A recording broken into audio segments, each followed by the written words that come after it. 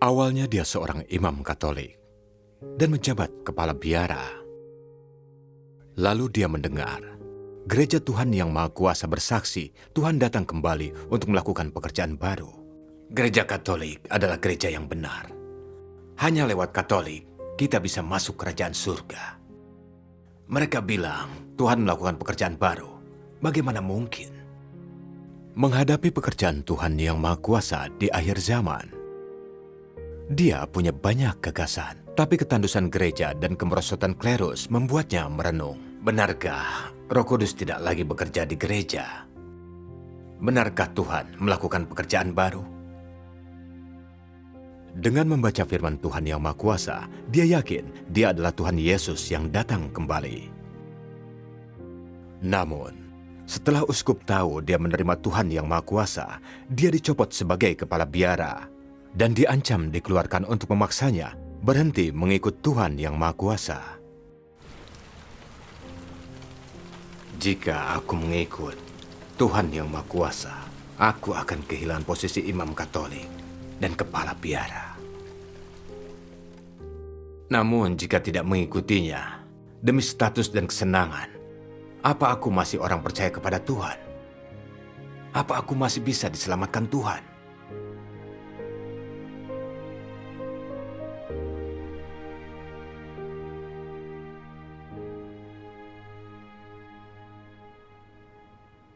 Keluargaku telah menganut Katolik selama beberapa generasi. Di usia 20 tahun, kuputuskan untuk mengabdi kepada Tuhan dan melayani Dia. Setelah 7 tahun pelatihan teologi sistematika di seminari, aku ditahbiskan sebagai imam pada usia 27. Usia 30, dipromosikan menjadi kepala biara. Saat itu, aku sangat congkak. Di satu sisi, aku merasa telah menjadi kepala biara di usia muda. Tapi juga, setelah mendengar khotbahku, para imam dan biarawan berkata, itu bermanfaat. Jadi aku merasa memahami Alkitab dan punya pengetahuan tentang Tuhan. Dan saat Tuhan datang, aku akan mendapat perkenanan dan masuk kerajaan surga. Jadi, kapan kau mendengar Injil Tuhan Yang Maha Kuasa? Di bulan Juni tahun 2001, suatu malam, Diaken Wang mendatangiku tergesa-gesa. Dia bilang 2 orang Kristen datang dan bicara mendalam tentang iman. Saat mendengar mereka orang Kristen, aku tak menganggap serius. Kupikir gereja Katolik, gereja yang benar, punya kebenaran penuh tentang penyelamatan Yesus. Aku bertahun-tahun dilatih dalam teologi dan telah mempelajari setiap pasal Alkitab baris demi baris. Karena mereka sudah datang, kupikir aku bahas saja masalah iman dengan mereka. Siapa tahu bisa membuat mereka menganut Katolik. Lalu, Diaken Wang membawaku menemui mereka. Mereka saudara Cheng dan saudara Gao. Saat tahu mereka baru percaya kepada Tuhan sekitar 7 tahun, aku makin meremehkan mereka. Tapi untuk membuatnya bergabung dengan gereja Katolik, aku masih bicara dengan sabar mengenai sejarah Katolik. Aku juga berkata, jika ingin jaminan masuk kerajaan surga, kalian harus bergabung dengan gereja yang benar, gereja Katolik. Setelah mendengarnya, mereka bukan saja tidak mau pindah, tapi bersekutu denganku tentang keadaan gereja. Saudara Gao bilang, bagi umat Katolik dan Kristen, keadaan gereja kini tandus. Pengkhotbah baca Alkitab dan khotbah tanpa terang tak bisa memberikan khotbah baru atau mendalam. Beberapa juga mulai mengejar hal-hal duniawi dan meninggalkan jalan pelayanan. Orang percaya juga merasa negatif dan lemah, iman mereka meredup. Selama pertemuan, mereka mendiskusikan kehidupan atau cara menghasilkan uang, serta saling mengenalkan pekerjaan dan pacar. Banyak orang percaya mengejar tren duniawi. Beberapa bahkan telah kembali ke dunia. Apa bedanya keadaan gereja saat ini dengan keadaan bait suci pada hari-hari terakhir zaman hukum Taurat? Pada akhir zaman, hukum Taurat Bait suci jelas-jelas tandus.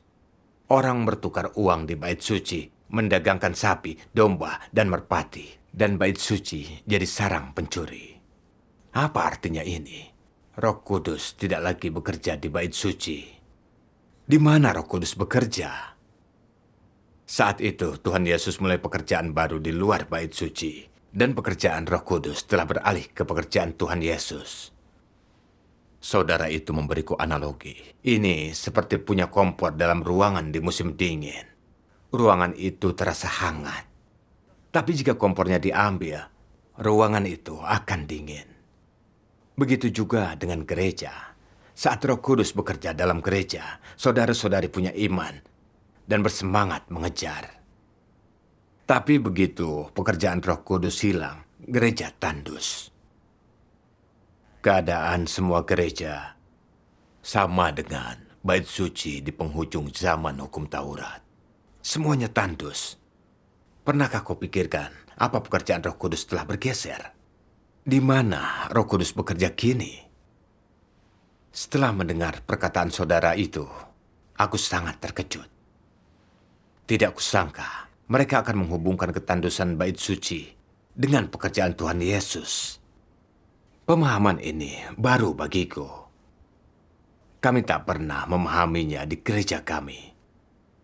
Aku juga setuju dengan penilaian mereka tentang keadaan gereja. Hanya membaca Alkitab dan memelihara hari Tuhan. Banyak yang tidak lagi melaksanakannya. Seperti orang tidak percaya, mengejar uang dan kesenangan duniawi.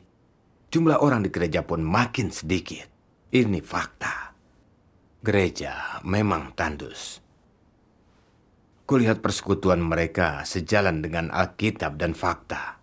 Pemahaman mereka juga cukup dalam. Jadi kupikir, aku lama mempelajari Alkitab tanpa memahami ini. Tapi mereka memahaminya setelah hanya beberapa tahun percaya. Sepertinya aku meremehkan mereka. Saat kulihat, aku tidak bisa membujuk mereka. Dan tidak bisa menjawab pertanyaan mereka. Agar aku tidak malu, aku hanya sedikit bicara, berdalih, dan pulang. Oh, lalu apa kau memikirkan masalah pergeseran pekerjaan Roh Kudus? Ya, namun aku pikir Roh Kudus itu jiwa gereja. Jika Roh Kudus tidak bekerja di gereja, di mana dia bekerja? Aku tidak paham saat itu, jadi aku tidak terlalu memikirkannya. Lalu, mereka datang menemuiku beberapa kali lagi. Melanjutkan topik terakhir, mereka berkata, Tuhan telah kembali berinkarnasi untuk mengungkap firman baru, melakukan penghakiman dan menyucikan orang, membebaskan kita dari belenggu dosa, membawa kita ke kerajaan surga. Bagaimana pendapatmu? Saat mendengar itu, aku sangat bimbang. Kupikir, apa kalian memahami Alkitab? Tuhan Yesus telah menyelesaikan penebusan dan akan datang kembali dalam tubuh spiritual di atas awan untuk menentukan akhir manusia. Bagaimana mungkin dia datang berinkarnasi lagi? Saat itu, aku tiba-tiba teringat. Seseorang pernah memberitahuku tentang orang-orang mengkhotbahkan kilat dari timur. Mereka mengklaim Tuhan telah berinkarnasi untuk melakukan pekerjaan baru. Dan khotbah mereka sangat dalam. Aku merasa mereka percaya kepada kilat dari timur. Pada titik ini, aku tidak ingin mendengar lagi. Aku merasa gereja Katolik adalah gereja ortodoks. Dan karena tak seorang pun pernah mendengar kilat dari timur, itu mustahil gereja ortodoks. Karena bukan gereja ortodoks, khotbah mereka pasti salah. Jadi, aku menyela mereka dan bertanya, kalian percaya kilat dari timur? Kalian bilang Tuhan telah berinkarnasi dan melakukan pekerjaan baru. Ini mustahil. Aku tak percaya. Jika kalian ingin mengkhotbahkan Injil ini, tak perlu repot-repot. Keduanya masih sangat sabar memberiku persekutuan. Tapi karena gagasanku terlalu kuat, aku tak mendengarkan sama sekali. Dengan marah aku berkata, khotbah kalian bertentangan dengan kepercayaan tradisional. Aku tak ingin mendengarnya. Saat kedua saudara itu melihat sikapku, mereka berhenti bersekutu denganku. Lalu mereka datang 2 kali lagi. Tapi karena penolakan batinku terhadap mereka, bagaimanapun mereka bersekutu, aku tak bisa mendengarkan perkataan mereka. Mereka memberiku buku firman menampakkan diri dalam rupa manusia dan memintaku menyelidikinya. Saat melihat sikap tulus mereka, aku terlalu malu untuk menolak. Jadi aku terima buku itu. Oh, apa kau membacanya? Iya. Aku sedikit penasaran saat pertama menerimanya dan ingin melihat apa isi buku itu. Jadi aku membukanya, membaca daftar isinya, lalu membuka beberapa halaman dan menemukan beberapa tulisan seperti apakah Trinitas itu ada, serta akhir dan tempat tujuan manusia. Itu berbeda dengan ajaran tradisional kami. Jadi aku tutup dan tidak melihatnya lagi. Oh, saat itu kau tak membacanya dengan cermat. Benar. Bagaimana ya? Saat itu aku tidak tertarik mencari. Aku mengutuk buku itu tanpa melihat isinya dengan cermat. Aku pikir, sebagai kepala biara, tugasku melindungi kawanan. Aku harus beritahu imam dan biarawan agar mereka tak tertipu. Jadi, dalam salah satu retret calon biarawan, aku berkata, kita berada di akhir zaman dan banyak Kristus palsu muncul. Aku pernah bertemu orang kilat dari timur. Mereka bilang Tuhan telah berinkarnasi dan melakukan pekerjaan baru. Bagaimana bisa? Kubaca beberapa halaman buku mereka dan ajarannya berbeda dari kepercayaan tradisional kita. Aku yakin kilat dari timur tidak datang dari Tuhan. Aku menginstruksikan agar berhati-hati, tak menghubungi mereka, tak membaca buku atau mendengarkan mereka, dan melindungi anggota gereja agar tak tertipu mereka. Saat itu, setelah mendengarku, para imam dan biarawan berkata, ini hal penting terkait hidup mati.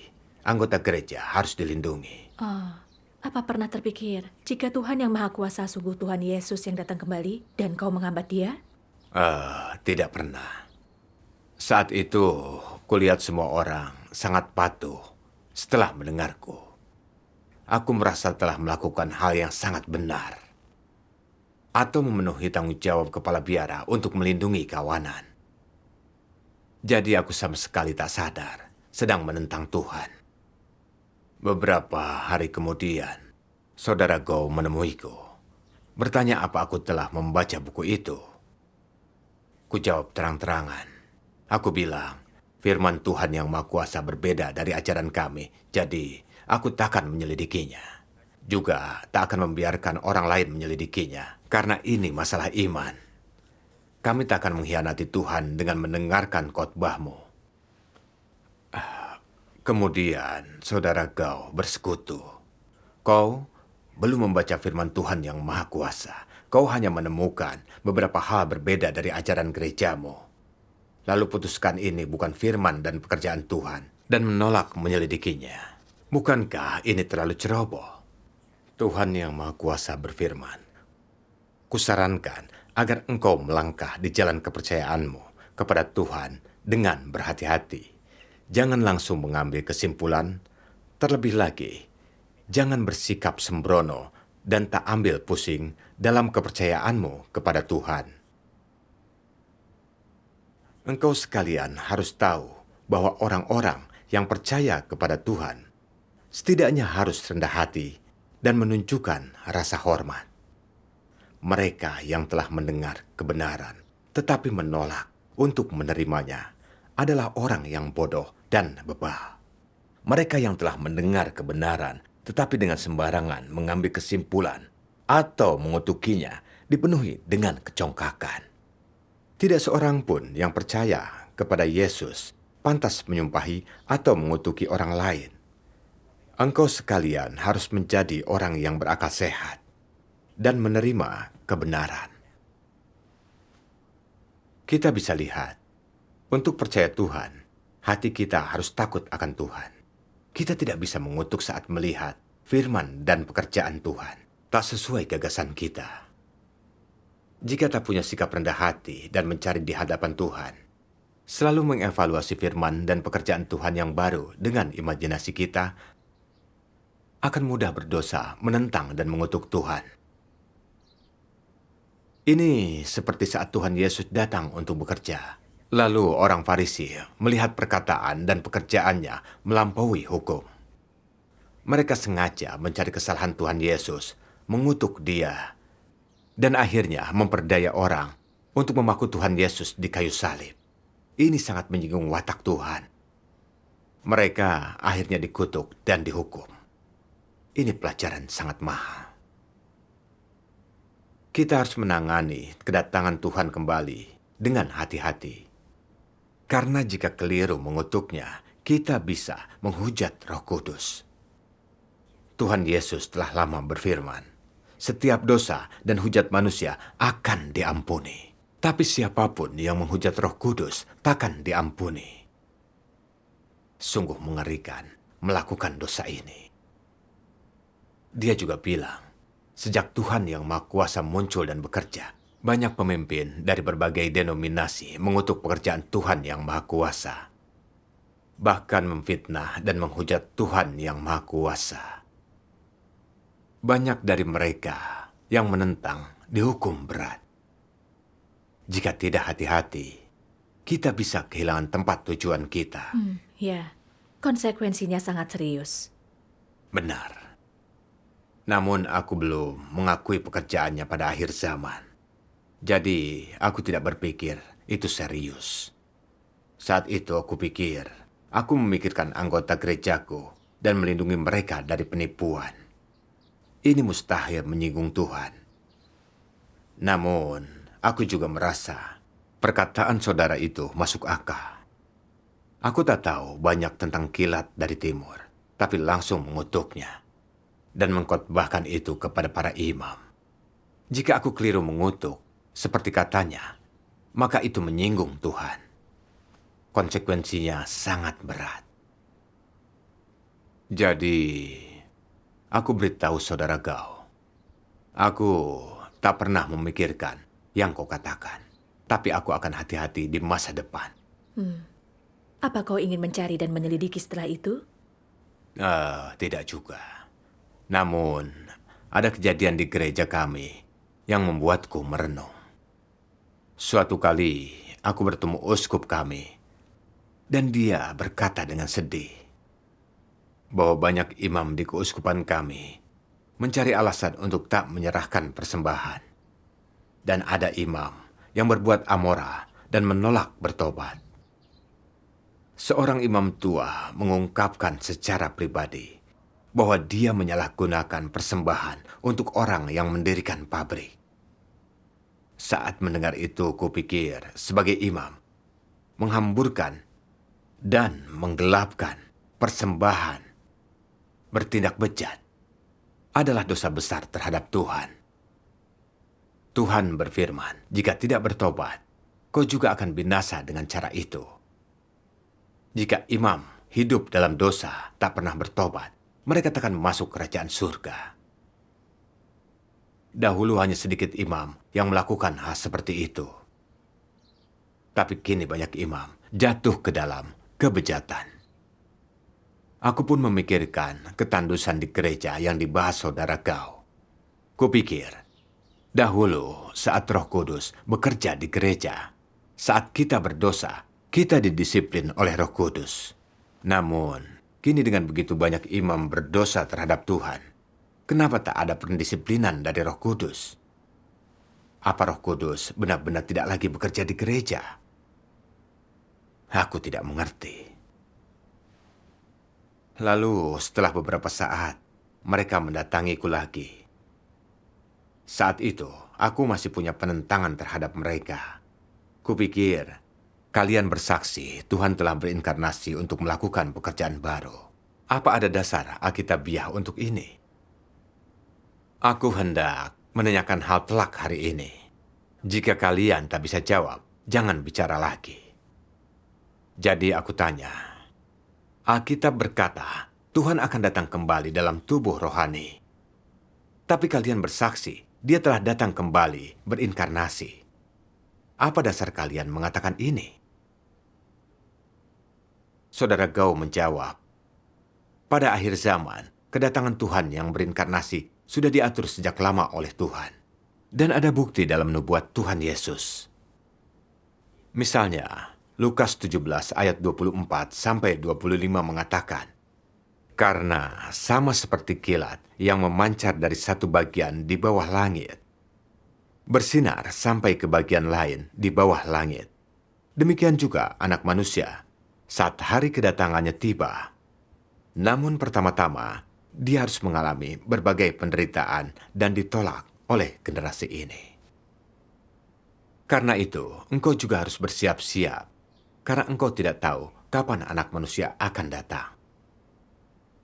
Dan seperti pada zaman Nuh, seperti demikianlah nanti kedatangan anak manusia.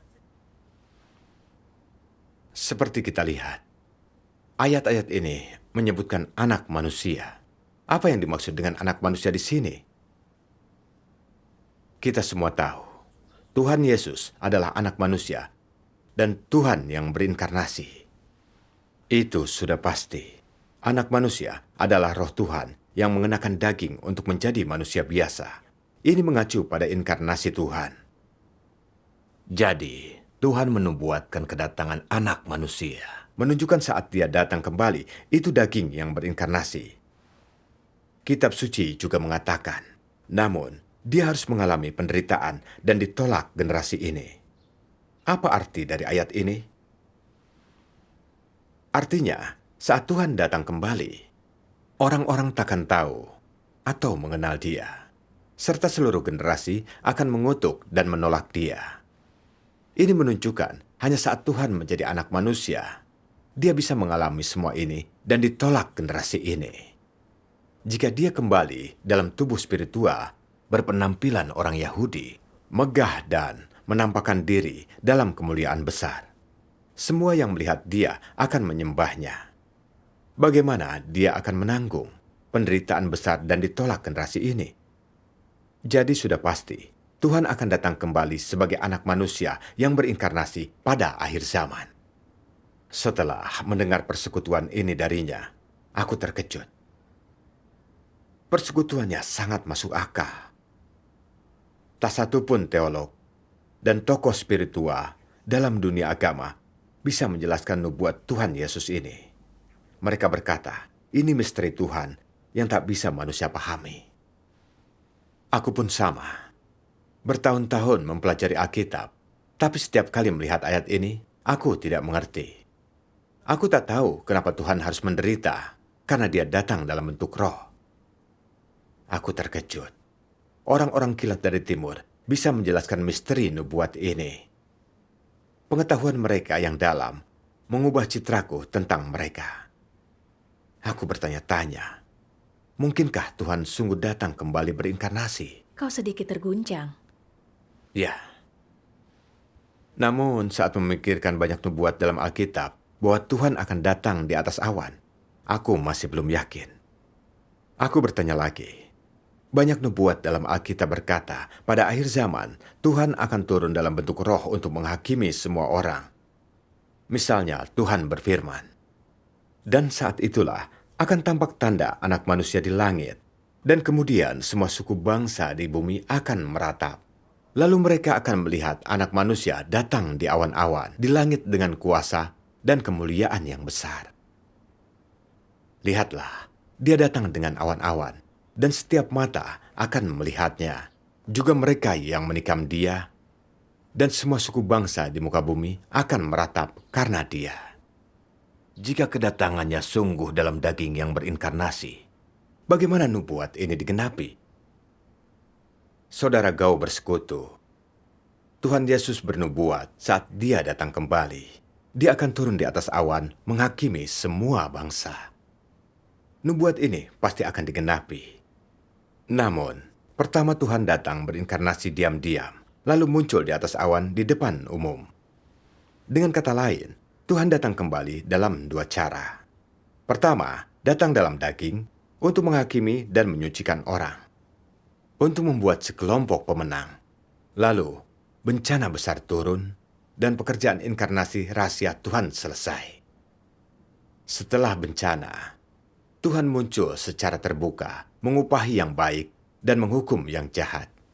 Jadi, selama periode inkarnasi dan pekerjaan rahasia Tuhan, mereka yang menentang Tuhan lalu menolak bertobat, benar-benar kehilangan kesempatan diselamatkan, serta akhirnya meratap dalam bencana. Ini menggenapi nubuat dalam kitab Wahyu. Lihatlah, dia datang dengan awan-awan. Setiap mata akan melihatnya. Juga mereka yang menikam dia dan semua suku bangsa di muka bumi akan meratap karena dia. Setelah mendengar persekutuannya, hatiku terasa sangat cerah. Kedatangan kedua Tuhan bukan hanya turun secara terbuka di atas awan. Sebelum itu, dia terlebih dahulu berinkarnasi secara rahasia. Jadi, ini adalah dua cara Tuhan muncul. Di masa lalu, aku hanya tahu satu cara Tuhan muncul. Aku sadar pemahamanku bias. Saat itulah aku paham kilat dari timur menyingkap misteri nubuat dalam Alkitab. Penjelasan mereka juga masuk akal. Jadi aku merasa itu mungkin berasal dari Tuhan dan layak diselidiki. Setelah itu, aku bersedia bersekutu dengan mereka dan membaca firman Tuhan yang Maha Kuasa. Sikapmu mulai berubah. Ya, setelah membaca firman Tuhan yang Maha Kuasa, aku yakin Tuhan akan datang kembali dalam daging yang berinkarnasi. Tapi aku masih merasa bingung. Aku yakin tentang inkarnasinya. Tapi bagaimana bisa yakin Tuhan yang Maha Kuasa itu Tuhan Yesus yang kembali? Aku ingat gereja Katolik adalah gereja yang benar dan punya kebenaran tentang penyelamatan Yesus. Hanya dengan agama Katolik kita bisa memasuki kerajaannya. Jika menerima Tuhan yang Maha Kuasa dan tersesat dalam keyakinanku, aku akan mengkhianati Tuhan. Bagaimana aku akan masuk kerajaan Tuhan? Aku tak memahami pertanyaan ini, jadi masih merasa tak nyaman. Kudengar Imam Yuan juga telah menerima pekerjaan Tuhan yang Maha Kuasa pada akhir zaman. Jadi aku ingin menemuinya. Dia sebelumnya menganut Katolik. Ajaran dan pandangan kami tidak berbeda. Jadi aku ingin dengar bagaimana dia memahami masalah ini. Syukur kepada Tuhan. Kemudian aku menemui Imam Yuan dan memberitahu dia kekhawatiranku. Lalu saudara Yuan bersekutu denganku. Dahulu kekhawatiranku sama denganmu. Aku khawatir mengkhianati Tuhan Yesus jika percaya Tuhan yang Maha Kuasa. Namun menyangkut pertanyaan ini, yang terpenting adalah tahu Tuhan yang Maha Kuasa dan Tuhan Yesus adalah roh yang sama. Mereka Tuhan yang sama yang bekerja. Di zaman hukum Taurat, Yahweh yang bekerja. Di zaman kasih karunia, Tuhan Yesus yang bekerja. Meskipun nama Tuhan berubah dan pekerjaan yang dia lakukan berbeda, bisakah kau mengatakan Yesus dan Yahweh bukanlah satu Tuhan? Bisakah kau mengatakan percaya Tuhan Yesus berarti mengkhianati Yahweh? Tentu tidak. Jadi untuk menentukan apa mereka Tuhan yang sama, bukan dari nama mereka. Yang terpenting melihat apa Tuhan yang Maha Kuasa bisa mengungkap kebenaran dan menyelamatkan umat manusia. Selama dia bisa mengungkap kebenaran dan suara Tuhan, melakukan pekerjaan penyelamatan, maka dia adalah Tuhan itu sendiri. Kita semua tahu, di zaman hukum Taurat, Yahweh mengumumkan hukum dan perintah untuk membimbing kehidupan manusia, agar mereka tahu apa itu dosa, cara berkorban untuk menebus dosa, dan cara menyembah Tuhan. Namun, pada akhir zaman hukum Taurat, orang-orang makin banyak berdosa, dan tak ada cukup persembahan untuk menebus mereka. Setiap orang terancam dihukum dan dieksekusi oleh hukum. Jadi Yahweh bernubuat melalui para nabi. Sesungguhnya, seorang perawan akan mengandung dan melahirkan anak laki-laki, dan mereka akan menamai dia Immanuel. Sebab seorang anak telah lahir bagi kita, dan seorang putra telah dianugerahkan kepada kita, dan pemerintahan ada di atas bahunya. Yahweh memberitahu orang Israel melalui nubuat bahwa Mesias akan datang, menjadi korban penghapus dosa yang menebus manusia. Lalu Tuhan datang berinkarnasi sebagai Tuhan Yesus seperti yang dijanjikan, dan atas dasar pekerjaan hukum melakukan penebusan umat manusia. Tuhan Yesus mengungkap banyak kebenaran dan memberikan jalan pertobatan. Lalu disalibkan sebagai korban penghapus dosa yang kekal, menyelesaikan pekerjaan penebusan manusia. Setelah itu, orang hanya perlu menerima Yesus Kristus sebagai juru selamat. Saat berdosa, mereka hanya perlu bertobat kepadanya. Lalu, dosa mereka akan diampuni. Mereka tidak akan dihukum mati karena melanggar hukum. Orang-orang juga memenuhi syarat berdoa di hadapan Tuhan untuk mencari kasih karunia dan berkat Tuhan. Jadi, pekerjaan Tuhan Yesus menggenapi nubuat para nabi perjanjian lama. Itu membebaskan manusia dari belenggu hukum, mengakhiri zaman hukum Taurat, dan membawa manusia ke zaman kasih karunia. Ini membuktikan Tuhan Yesus adalah juru selamat, bahwa Mesias telah datang. Juga Yesus dan Yahweh adalah satu roh dan satu Tuhan. Seperti firman Tuhan Yesus, "Aku di dalam Bapa dan Bapa di dalam aku. Bapa dan aku adalah satu." Setelah Tuhan Yesus menyelesaikan penebusan, orang yang percaya kepada Tuhan diampuni dosanya, tapi natur berdosa manusia belum diperbaiki. Mereka masih berdosa dan menentang Tuhan, tidak sepenuhnya bebas dari belenggu dosa. Karena kita masih bisa berbohong dan menipu demi keuntungan pribadi. Kita masih bisa cemburu dan memperebutkan kekuasaan. Saat penyakit atau musibah datang, kita masih bisa menyalahkan, menyangka, dan mengkhianati Tuhan. Tertulis dalam Alkitab, siapapun yang berbuat dosa, dia adalah hamba dosa. Hamba tidak selamanya tinggal di dalam rumah, tetapi anak tetap tinggal di dalam rumah untuk selamanya. Kuduskan dirimu, karena aku kudus. Tuhan itu kudus. Yang Dia inginkan adalah orang yang bisa mendengarkan firman-Nya dan mencapai kekudusan. Tapi kita masih sering berdosa, kotor, dan rusak, tak lepas dari belenggu dosa, dan tidak layak masuk kerajaan surga. Karena itu, Tuhan Yesus sering bernubuat bahwa Dia akan datang kembali untuk mengungkap kebenaran dan melakukan pekerjaan penghakiman pada akhir zaman, menyelamatkan kita dari dosa dan pengaruh iblis, membawa kita ke kerajaan Tuhan.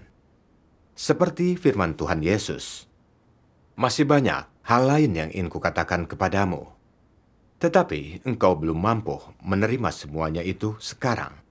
Namun, ketika Dia, Roh kebenaran itu, datang, Dia akan mengajarkan kepadamu seluruh kebenaran.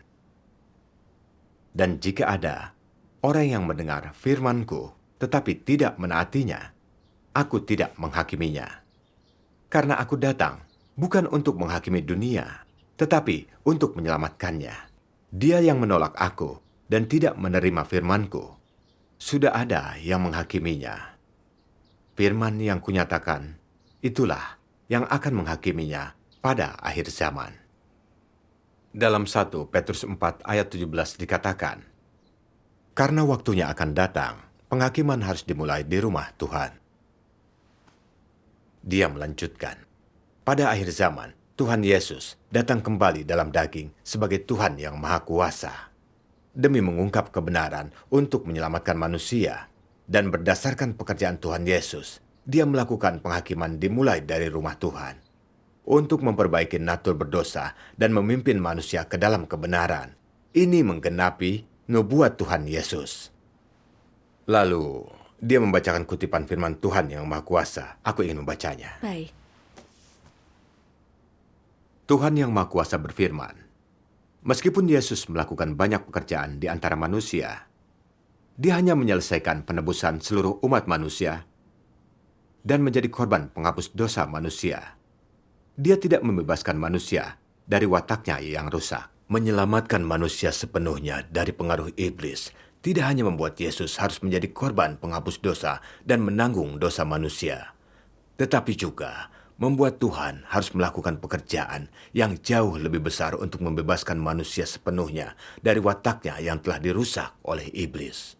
Jadi, sekarang setelah manusia diampuni dari dosa-dosanya, Tuhan telah datang kembali menjadi daging untuk membawa manusia memasuki zaman yang baru dan memulai pekerjaan hajaran dan penghakiman.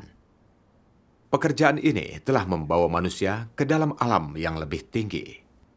Semua orang yang tunduk di bawah kekuasaannya akan menikmati kebenaran yang lebih tinggi dan menerima berkat yang lebih besar. Mereka akan benar-benar hidup dalam terang, dan mereka akan mendapatkan jalan, kebenaran, dan hidup. Amin. Setelah membaca ini, Saudara Yuhan bersekutu. Di zaman kasih karunia, Tuhan Yesus melakukan penebusan dan mengampuni dosa manusia. Tapi itu hanya setengah dari pekerjaan penyelamatan. Penghakiman Tuhan yang Maha Kuasa adalah pekerjaan yang sepenuhnya menyelamatkan manusia. Hanya dengan menerima penghakiman Tuhan pada akhir zaman, ditahirkan dari kerusakan, membebaskan kita dari dosa, dan tidak lagi dikendalikan iblis, barulah kita sepenuhnya diselamatkan dan layak dibawa ke kerajaan surga oleh Tuhan. Karena itu, penghakiman Tuhan yang Maha Kuasa melanjutkan pekerjaan penebusan Tuhan Yesus dan juga pekerjaan yang mengakhiri zaman. Tuhan yang Maha Kuasa adalah kembalinya Tuhan Yesus. Tuhan yang Maha Kuasa dan Yesus adalah satu roh dan satu Tuhan. Persekutuannya tentang 3 tahap pekerjaan sesuai dengan Alkitab dan fakta. Hatiku pun terasa cerah. Tujuan kedatangannya kembali adalah melakukan penghakiman untuk memperbaiki natur berdosa dan menyelamatkan kita dari belenggu dosa. Kita hidup dalam dosa dan tidak berdaya untuk melepaskan diri. Kita berdosa lalu mengaku, setelah itu kita berdosa lagi. Kita menghabiskan hidup terjebak dalam siklus tanpa akhir ini. Jangankan orang percaya biasa, bahkan para imam tidak bisa lepas dari belenggu dosa. Ini fakta. Di masa lalu, aku tak bisa memahami alasan untuk ini. Tapi kini aku mengerti. Kita membutuhkan tahap akhir pekerjaan Tuhan untuk menyucikan orang-orang pada akhir zaman. Tampaknya sangat masuk akal pekerjaan penghakiman Tuhan yang Maha Kuasa berasal dari Tuhan. Saudara Yuhan membacakan kutipan firman Tuhan yang Maha Kuasa. Mari kita tonton video pembacaannya. Baik. Tuhan yang Maha Kuasa berfirman, pekerjaan pada zaman sekarang telah mendorong maju pekerjaan zaman kasih karunia. Artinya, pekerjaan di bawah seluruh rencana pengelolaan 6.000 tahun telah bergerak maju. Meskipun zaman kasih karunia telah berakhir, telah ada kemajuan dalam pekerjaan Tuhan.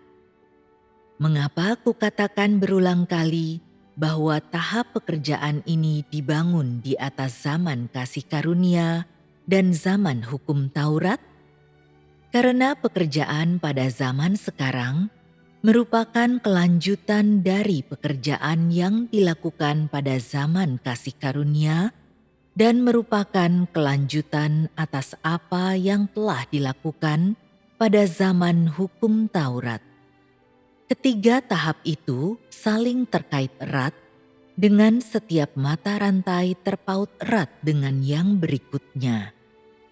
Mengapa aku juga mengatakan bahwa tahap pekerjaan ini dibangun di atas pekerjaan yang telah Yesus lakukan? Seandainya tahap ini tidak dibangun di atas pekerjaan yang Yesus lakukan, penyaliban lain akan harus dilakukan di tahap ini dan pekerjaan penebusan dari tahap sebelumnya harus dilakukan kembali. Semua ini akan menjadi tidak berarti. Jadi, ini bukan berarti bahwa pekerjaan itu sudah sepenuhnya selesai, tetapi zaman telah bergerak maju dan tingkat pekerjaan telah dinaikkan lebih tinggi dari sebelumnya. Dapat dikatakan bahwa tahap pekerjaan ini dibangun di atas dasar zaman hukum Taurat dan di atas batu karang pekerjaan Yesus. Pekerjaan Tuhan dibangun tahap demi tahap, dan tahap ini bukanlah sebuah awal yang baru. Hanya gabungan dari ketiga tahap pekerjaan yang dapat dianggap sebagai rencana pengelolaan 6.000 tahun. Pekerjaan pada tahap ini dilakukan di atas dasar pekerjaan zaman kasih karunia. Jika kedua tahap pekerjaan ini tidak terkait, lalu mengapa penyaliban tidak diulangi dalam tahap ini? Mengapa aku tidak menanggung dosa manusia, melainkan datang untuk menghakimi dan menghajar manusia secara langsung? Jika pekerjaanku untuk menghakimi dan menghajar manusia tidak mengikuti penyaliban, dengan kedatanganku sekarang yang bukan dikandung dari Roh Kudus, maka aku tidak memenuhi syarat untuk menghakimi dan menghajar manusia. Justru karena aku dan Yesus adalah satu, maka aku datang untuk secara langsung menghajar dan menghakimi manusia. Pekerjaan pada tahap ini dibangun sepenuhnya di atas pekerjaan tahap sebelumnya. Itulah sebabnya hanya pekerjaan semacam ini yang dapat membawa manusia selangkah demi selangkah ke dalam keselamatan. Yesus dan aku berasal dari satu roh. Walaupun kami tidak terkait di dalam daging kami, roh kami adalah satu. Meskipun muatan dari apa yang kami lakukan dan pekerjaan yang kami lakukan tidak sama, kami sama dalam esensi. Daging kami mengambil wujud yang berbeda, tetapi ini dikarenakan perubahan pada zaman dan kebutuhan yang berbeda dari pekerjaan kami. Pelayanan kami tidak sama, jadi pekerjaan yang kami hasilkan dan watak yang kami ungkapkan kepada manusia pun berbeda. Itulah sebabnya apa yang manusia lihat dan pahami saat ini berbeda dengan apa yang mereka lihat dan pahami di masa lalu, yaitu karena perubahan pada zaman. Karena semua itu, mereka berbeda dalam gender dan wujud daging mereka, dan mereka tidak terlahir di keluarga yang sama, apalagi pada periode waktu yang sama, roh mereka bagaimanapun juga adalah satu. Roh Yahweh bukanlah bapa dari roh Yesus, dan roh Yesus bukanlah anak dari roh Yahweh. Mereka adalah satu dan roh yang sama. Demikian pula, Tuhan yang berinkarnasi pada zaman sekarang dan Yesus tidak memiliki hubungan darah, tetapi mereka adalah satu. Ini karena roh mereka adalah satu. Tuhan dapat melakukan pekerjaan belas kasihan dan kasih setia, juga pekerjaan penghakiman yang adil dan hajaran terhadap manusia, serta pekerjaan mendatangkan kutuk atas manusia. Dan pada akhirnya, Dia dapat melakukan pekerjaan memusnahkan dunia dan menghukum orang yang jahat. Bukankah Dia sendiri yang melakukan semuanya ini?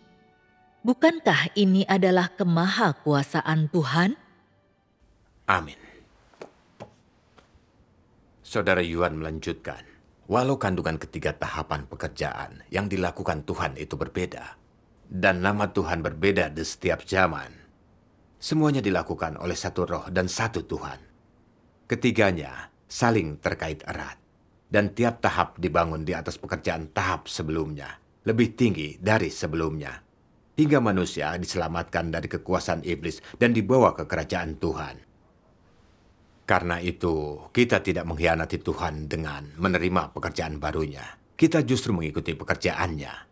Setelah mendengar persekutuannya, hatiku semakin cerah. Masing-masing dari tiga tahap pekerjaan itu melanjutkan tahap sebelumnya. Tidak ada tahap pekerjaan yang berdiri sendiri. Ini tiga tahap pekerjaan yang dilakukan Tuhan yang sama. Tampaknya Yahweh Tuhan Yesus dan Tuhan yang Maha Kuasa benar-benar Tuhan yang sama. Aku selalu berpikir, gereja Katolik adalah gereja yang benar. Hanya Katolik yang bisa membawa jiwa ke kerajaan surga. Meninggalkan Katolik berarti mengkhianati Tuhan dan takkan diselamatkan. Kini aku paham. Yang kujaga hanyalah penebusan yang dilakukan Tuhan Yesus. Menerima penghakiman Tuhan yang Maha Kuasa berarti mengikuti jejak anak domba. Aku tak mengkhianati Tuhan. Namun, jika tetap menganut Katolik dan berpegang pada penyelamatan Tuhan Yesus, aku tak akan menerima penyelamatan Tuhan pada akhir zaman dan tidak akan masuk kerajaan surga. Pada titik ini, aku merasa sangat yakin penghakiman Tuhan yang Maha Kuasa adalah pekerjaan baru Tuhan pada akhir zaman. Lalu, Saudara Yuan bersekutu tentang kebenaran nama Tuhan, misteri kisah Alkitab, bagaimana Tuhan menentukan akhir dan tempat tujuan umat manusia. Aku dipenuhi kegembiraan setelah mendengarkan persekutuannya. Aku telah lama percaya Tuhan, tapi belum pernah dengar khotbah sebagus itu. Aku merasa yang kudapatkan terlalu hebat. Hari itu, aku mengerti lebih banyak daripada sekian tahun percaya pada Tuhan. Aku bersyukur kepada Tuhan. Syukur kepada Tuhan.